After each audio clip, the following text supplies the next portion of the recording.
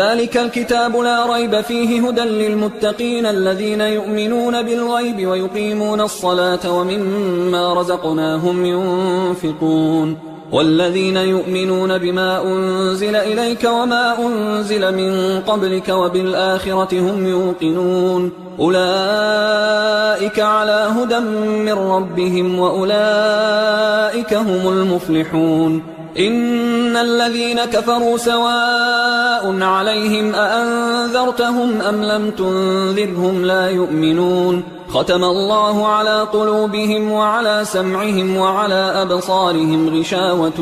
ولهم عذاب عظيم ومن الناس من يقول آمنا بالله وباليوم الآخر وما هم بمؤمنين يخادعون الله والذين آمنوا